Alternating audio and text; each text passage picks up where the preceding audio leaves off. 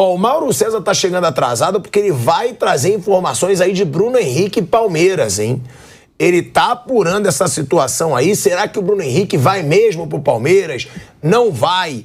Ele deixou claro que ele tá apurando essa situação, vai chegar aqui no Bate-Pronto para deixar claro. Tem chance do Bruno Henrique ser contratado pelo Palmeiras ou não? E a gente vai esclarecer isso aqui no Bate-Pronto, vai trazer todas as informações. Antes de falar desse Palmeiras, dessa possibilidade do Bruno Henrique ir pro Palmeiras, também do Tite, que, como eu antecipei aqui no Bate-Pronto, tem que dar moral. Eu fui o primeiro a falar que ele tinha aceitado antecipar seu retorno antes do ano que vem, trouxe informação pra caramba, tá acertado com o Flamengo. Já tem salário acertado, tá tudo acertado. Disse que não desembarcou no Rio por isso. A gente não é obrigado a acreditar. E o Sampaoli já tem aí o acerto do pagamento da sua multa. Ou seja, Sampaoli deve cair ainda hoje, aceitando ali a forma de pagamento sugerida pelo Flamengo. E é bem capaz, o objetivo da diretoria do Flamengo é apresentar o Tite antes do jogo contra o Bahia, nesse fim de semana. Ou seja, Tite deve ser anunciado ainda nessa semana no Flamengo, tá?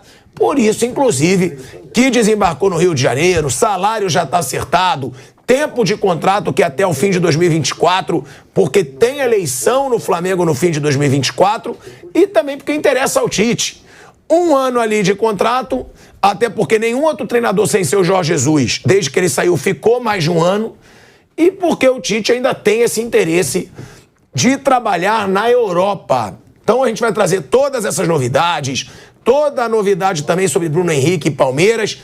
Agora, Mauro César Pereira, Flamengo, né? Você até falou que você estava apurando aí a situação do Bruno Henrique, mas primeiro a situação do Tite, né?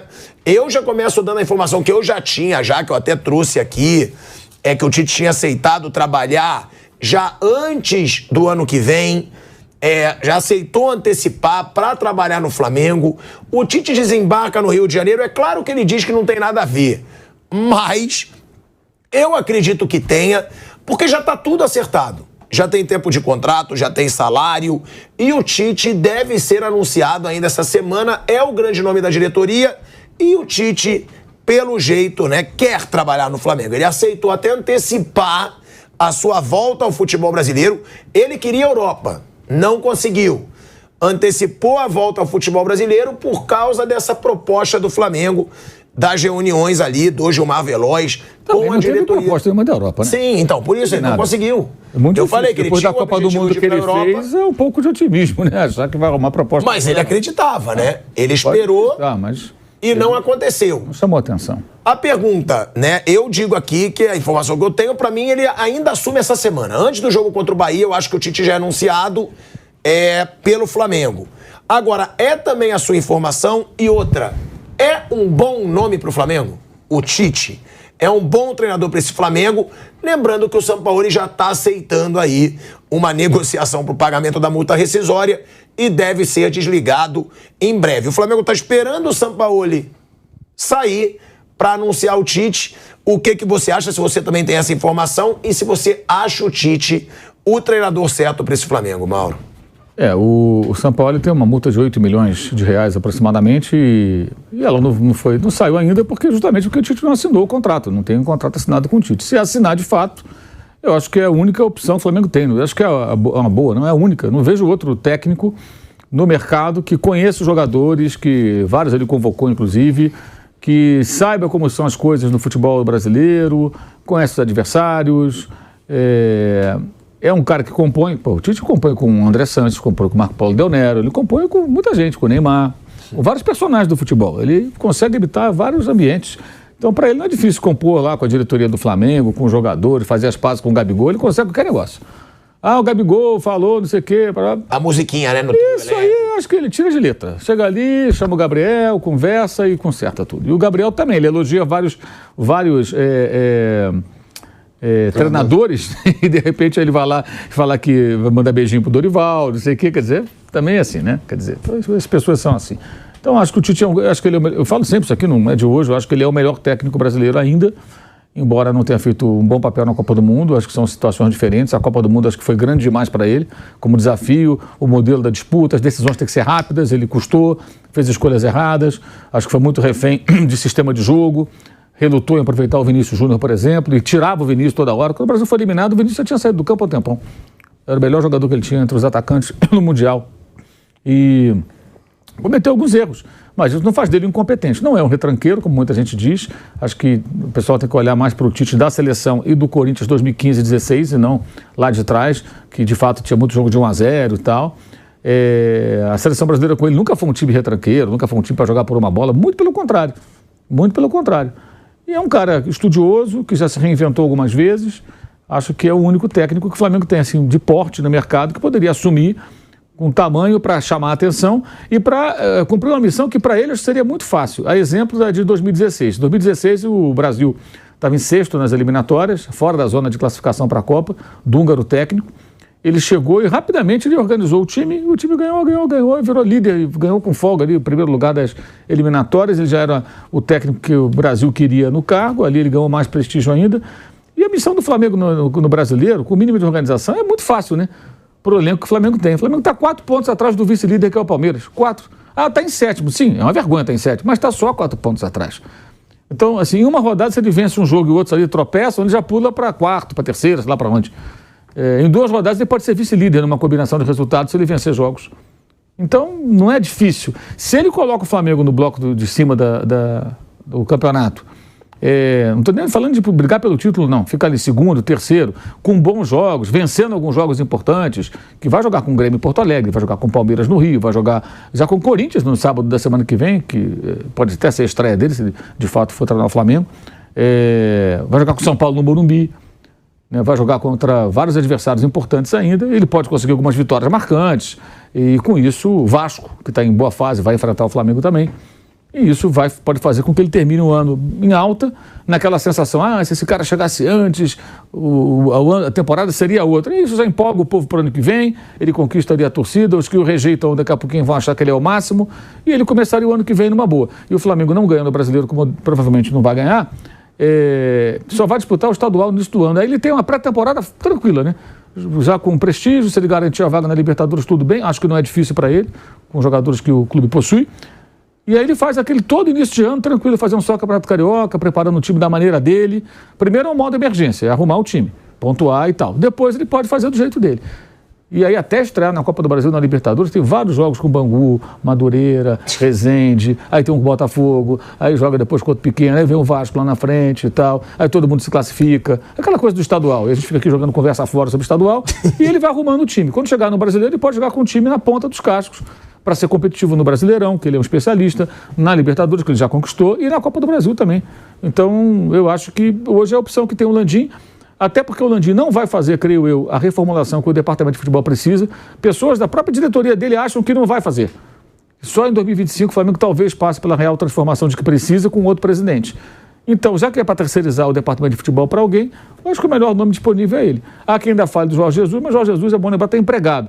E se ele for hoje, quarta-feira, se ele daqui a pouco anunciar, se está desligado do clube, até ele sair de lá, rescindir contrato, acertar com o Flamengo, grana, essa coisa toda, e chegar aqui, levaria semanas. O Flamengo não tem tempo para perder. Ele tem que jogar e tem que ganhar jogos. Até para poder planejar o ano que vem. Se o Flamengo ficar fora da Libertadores, é um desastre absoluto. E um vexame, né? Seria mais um vexame. E não é difícil recuperar a vaga, se você analisar friamente ali a colocação, distância de pontos e os jogadores que tem. Que a questão é arrumar esses caras, né? Coisa que o São Paulo não está conseguindo. Mesmo assim, o Flamengo consegue fazer alguns jogos bons. O domingo mesmo não fez a partida ruim. Poderia ter até conseguido uma sorte melhor. No Rio fez a partida horrorosa. E eu acho que o Tite é o único nome que eles têm. E o Tite está com a faca e queijo na mão para fazer um contrato ótimo, inclusive, porque ele está numa situação privilegiada nessa negociação, me parece. Vai ser mais de 1,5 milhão de salário. Isso é a informação que eu tenho. Se você pegar a situação do Tite, eu vou falar. Há escritórios, o Tite trabalha com o Gilmar Veloz, não é isso? Teve proposta para a Arábia Saudita, mais nada. O mundo árabe. Ele queria a Europa e não apareceu. Algumas seleções, o Flávio que tem mais próximo, algumas seleções de menor porte, professor. Aí ontem eu falei isso no Canelado. Se você pegar o futebol português, o Braga está na Liga dos Campeões. O Porto é o atual campeão português, né? O Benfica trouxe um treinador holandês ou holandês? Um alemão que veio. Um alemão, né? Um alemão. O Sport tem esse treinador. Não tem parada nenhuma pro Tite lá. Na Espanha, vai pro lugar do Simeone? Não. O Ancelotti tá lá. Sim. E o Barcelona é o campeão e o Xavi renovou o contrato. Mas e os times menores, assim? O Valência O Sevilha é campeão. O Sevilha eu sei, eu falei O Valência não. O Villarreal. Você acha que se tivesse oportunidade não teria ido? Ninguém quis. Na França também ninguém quis. Sim. É verdade mesmo, na Itália tão pouco. Então, qual o cenário no mundo? Não tem time melhor do mundo pro Tite. Sim. Do que o Flamengo. Sabe por quê? Ali tem, eu tava contando, acho que 12 ou 13 jogadores que já trabalhou com o Tite na seleção. O Cebolinha foi o melhor. Né? São 8 jogadores que já trabalharam com ele na seleção.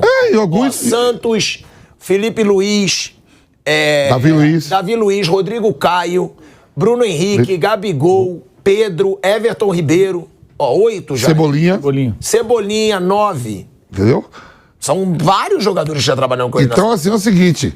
E um cenário, um Flamengo, olha o que vai cair na mão do Tite ainda. O Flamengo é o Flamengo. O Flamengo não pode ter temporada ruim. Né? O Real Madrid ganhou só a Copa do Rei o ano passado. Não falou assim, vamos mandar todos os jogadores embora, tudo. É o Flamengo ainda. E o Tite parado, fez o ano sabático aí, vai cair o time mais rico da América do Sul, na mão dele. Marcado por quem? Pelo Landim? Ou pelo departamento de futebol? Surgem informações nas horas que parte do departamento. E sem título nenhum, viu, Maldo? Está aplaudindo a possibilidade dele ser o treinador. Aí a gente começa a pensar, é isso mesmo? Quer dizer, quem bancou o São Paulo foi o Landim, o Mauro e o Asmar podem. Ele foi escolha dele, não sei se ele bancou sozinho. Depois ele bancou permanência. A escolha foi dele. Já havia gente que queria que ele saísse antes dessas finais e o Landim insistiu que ele permanecesse. Mas o Landim não entende nada de futebol, né? Mas a contratação foi uma decisão do presidente, mesmo com outros personagens discordando. Estou dizendo isso porque o presidente bancou. Em algum momento deve ter acertado. Quem bancou o Jorge Jesus que deu certo? Eu não sei, algum nome que é o técnico e acabou. Esse deu certo. O Dorival chegou e também não decepcionou. Levou 2 naquele incêndio todo. Contratou esses caras todos foi o Marcos Braz, na verdade. Então. O Jorge Jesus teve lá um dedinho lá do Pelaipe também no começo, sugeriu o nome, ele foi atrás.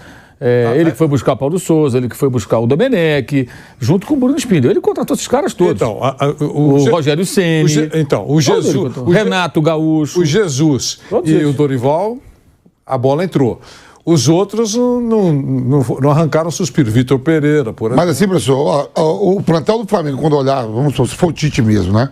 Os jogadores, o poder é tudo brasileiro, todo mundo sabe quem é. Olha com o Tite com outros olhos, vai dizer assim, o time vem embaixo, sem ganhar título. Não. Chega um Tite, esse cara aqui não, vamos treinador de seleção, não sei o quê, papapá. O Flamengo é nesse momento ótimo, acho ótimo. E pro Tite também, vamos pegar um time que não ganhou nada no ano. Claro. Já pensou, sai um cara que deixa o Flamengo com 5 títulos, chega o Tite. Ele fez esse período sabático aí e volta. Olha o que vai cair na mão dele, um gigante Flamengo. E a missão é muito pequena, na minha opinião. É só classificar para a Libertadores. Eu vou colocar o time em segundo lugar, pelo menos. Ele bota isso como meta para ele. É perfeito, ele está 4 pontos atrás. E aí você pega o vice-líder, que é o Palmeiras, está envolvido com a Libertadores. Quer dizer, o Flamengo está jogando só isso. Então, o Fluminense, que está ali em terceiro, né? Está envolvido com a Libertadores. Então, assim, é perfeitamente possível. Ele ganha 2, 3 jogos ali, pum, já sobe ali o elevador, se coloca ali. É o Flamengo, não é que vai vir pegar. Não é que vai vir pegar o Curitiba ou o América. Para subir. Ele ganha um jogo ou outro de um time grande, pega um Cebolinha, faz jogar de novo, ele conhece o cara, aquela conversa dele e tal. Aí o Cebolinha joga. O Gabigol. Recuperou era o Gabigol.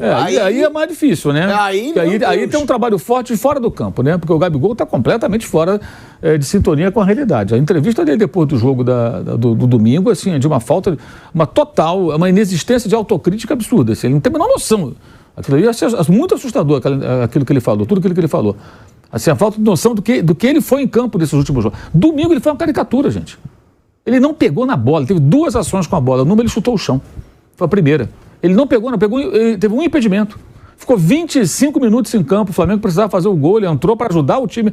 Não consegue fazer um pivô, Vampiro.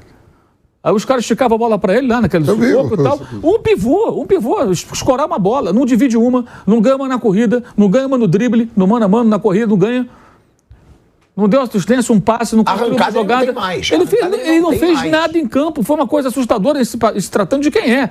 Você sabe que ele é um jogador excelente, ele tem muitos predicados. Então você vê ele jogando ali, o que é aquilo? Aí ele fala, não, a engrenagem não funciona. Não, na verdade, a engrenagem, algumas peças da engrenagem, especialmente, ele não está funcionando. E isso que eu falo sempre é uma crítica construtiva. Não é possível que o cara não perceba, gente, eu estou mal, eu tenho que melhorar, né?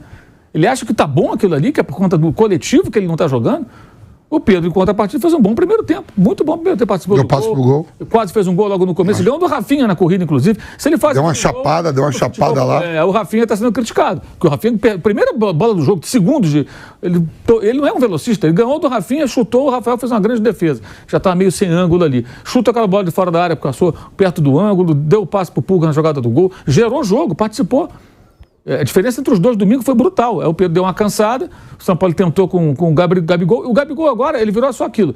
Não, ele em decisão tem não sei quantos gols, não sei quantos jogos, papapá. Pois é, o Zico também tem não sei quantos gols, mas não dá pro Zico jogar mais com 70 anos, cara. Entendeu? O Gabigol não é nem questão de idade, é a forma técnica e talvez até física, eu não sei, não tenho condições de falar de forma física do jogador sem um especialista que possa chancelar qualquer opinião.